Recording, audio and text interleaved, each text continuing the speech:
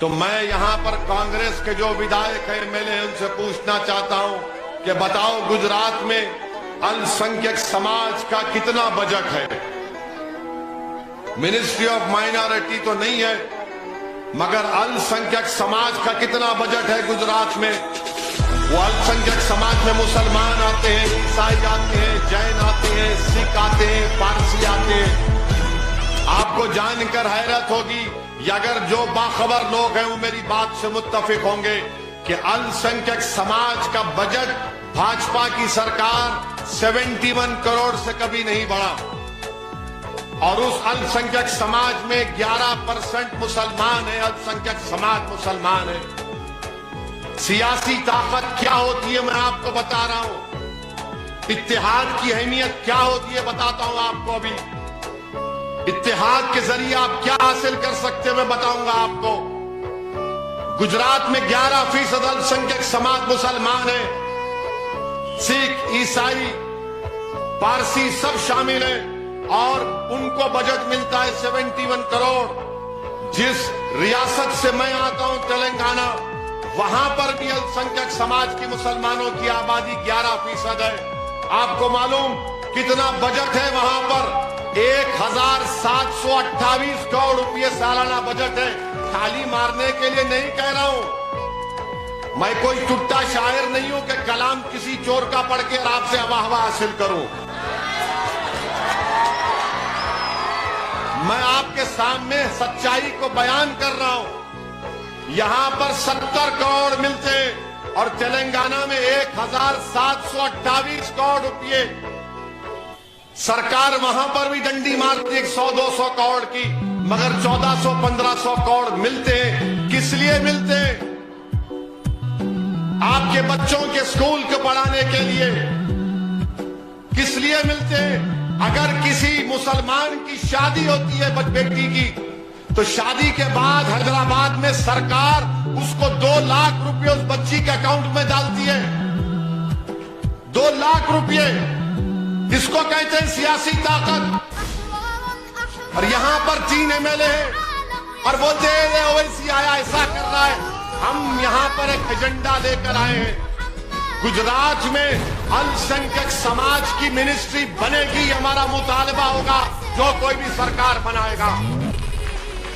70 करोड़ का क्या बजट है? ये तो ऊंट के मुंह में जीरा भी नहीं है। तेलंगाना में 1728 करोड़ का बजट है। अरे 500 करोड़ नहीं किए जा सकते?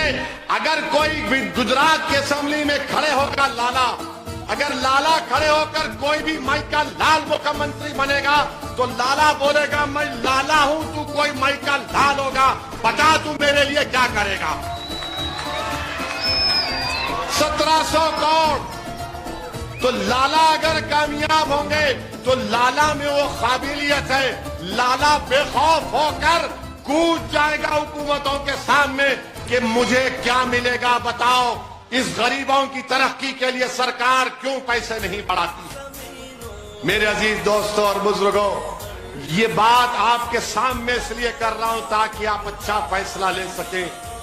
दूसरी बात, जो कांग्रेस के यहां पर मौजूदा एमएलए साहब हैं, 2020 में कोविड के दौरान 2020 कोविड के दौरान क्या यहां पर पुलिस ने आकर घरों में घुसकर एक 65 साल के बूढ़े को पीटा नहीं?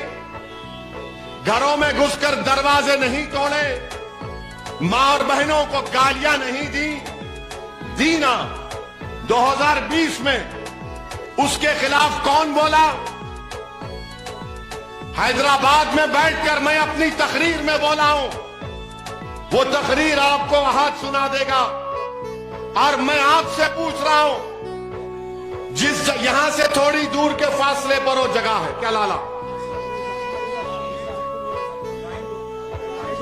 हाँ, वो लाइट जो चमक रही है, डिंग डिंग डिंग डिंग कर रही है, देखो।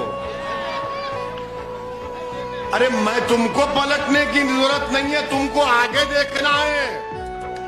कांग्रेसी तुमको पीछे पलटाते हो, वैसी तुमको बोल रहा है कि आगे देखो।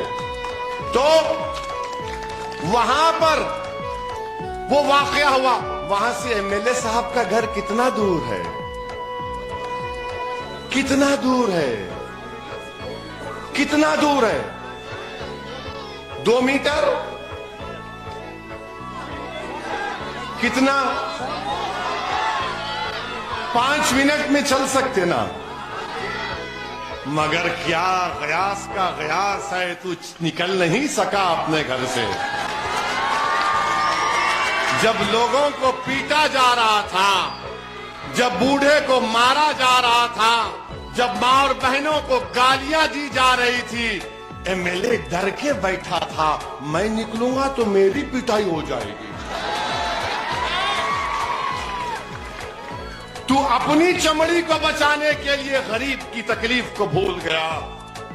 और हम में और उनमें फर्क यह है कि 1999 22 सितंबर को मैं जब एमएलए था, ऐसे ही एक जुलूस जा रहा था मेरे विधानसभा से, तो गुंडाओं ने घरों में घुसकर हमला कर दिया था। 10 मिनट के अंदर मैं दौड़ता हुआ पहुंचा तो पुलिस ने मुझे लिला लिलाकर मारा जमीन पर। 4 पुलिस वालों ने मिलकर मुझे इतना मारा कि सर पर 10-12 टाके लगे, पूरी पीठ और हाथ जिस्म लहू लहान हो गया, मेरा पूरा खून बह रहा था मुझसे। क्यों गया मैं भी घर में बैठ सकता था, मगर मुझे मेरे मरहूम वालिद ने सिखाया कि तुम पर जो लोग निकलकर वोट डालते वो तुम पर एहसान कर रहे हैं। अब तुम्हारा काम यह है कि 5 साल में एक मर्तबा तकलीफ उठाएंगे, तुम रोज उनके लिए तकलीफ उठाना, और उनके लिए अगर मरना भी पड़े तो मर जाओ उनके लिए। मैं लाठियां खाया हूं, मैं पुलिस की मार खाया हूं, मैं कोई शीश महल से चलकर यहां नहीं आया हूं, मैं कोई हरियाली पर चलकर यहां पर नहीं आया हूं। लाठियां खाया हूं पुलिस की, सर फुट गया था मेरा। मेरी बीवी अपने मेरे 2 बेटियों के साथ अस्पताल को आई तो मेरे मरहूम वालिद ने मेरी बीवी से कहा कि बेटा तुम घर को जाओ, इसको कुछ नहीं हुआ है, इसको कुछ नहीं हुआ है। ये होता है जज्बा, ये होती है खिदमत। आम दिनों में तो सब बड़े बड़े पहलवान बनते हैं, मगर जब जुल्म किया जाता है उस वक्त कौन ठहरेगा तुम्हारे दरमियान में, ये आपको फैसला करना है। 2020 में इस तरह का जुल्म हुआ और 10 कदम के फासले पर एमएलए साहब हैं। इतनी हिम्मत नहीं थी कि निकलकर बोलते पुलिस को कि मुझे मारो, ये गरीब हैं, ये कोविड के परेशान हैं, भूखे हैं, प्यासे हैं, घर में पैसा नहीं है कि अपने औलाद को खाना खिला सके। मगर आप नहीं निकले। मेरी इज्जतदार मां और बहनों, ये फर्क है। हाँ, ये एमएलए साहब जरूर पेट भर के गालियां देंगे ओवैसी को, खूब देंगे, पेट भर भर के गालियां देंगे। ये उससे मिला हुआ है, ये इससे मिला हुआ है। अरे तुम और मोदी एक जगह बैठ जाओ। मैं रिवर फ्रंट पर एक बेहतरीन टेबल लगाता हूं, चाय ढोकला रखता हूं। अगर गोश्त रखूंगा तो बोलेंगे ये कौन सा है, छोटा है या बड़ा है, तो गोश्त नहीं, ढोकला और चाय रखता हूं। मोदी जी को ही बिठाता हूं। ये कांग्रेस का नेता जो पूरा पैदल देश में फिर रहा है, उसको भी बुला लेते हैं। और वो दिल्ली का छोटा रिचार्ज जो है, ये तुम तीनों बैठकर फैसला कर लो, मैं क्या हूं तुम्हारा? मैं क्या तुम्हारा भाईजान हूं? मैं क्या तुम्हारा दुश्मन हूं? मैं कौन सी टीम का हूं? तुम तीनों बैठ के तय करो। मैं अपने खर्चे पर रिवर फ्रंट में एक टेबल लगा के बिठाने के तैयार। मगर कम से कम जब गरीबों पर जुल्म हो रहा था तो तुमको निकलना चाहिए था। तुम नहीं निकले। तुम हक खो चुके हो दरियापुर के गरीबों से वोट पूछने का। कांग्रेस के पास कोई हक नहीं है। और हमारे हैदराबाद में रसूलुल्लाह सल्लल्लाहु अलैहि वसल्लम की शान में भाजपा का एमएलए बकवास बकने की कोशिश किया। पूरा हैदराबाद की आवाम ने अपनी मोहब्बत का इजहार एहतजाज किया। 1 घंटे में 70 बच्चों को पुलिस पकड़ ली थी हैदराबाद में। 70 बच्चों को। उनके माँ बाप का फोन आया मुझे। मैंने कहा आराम से बैठो अम्मा, माओ ने फोन किया, बाप ने फोन किया।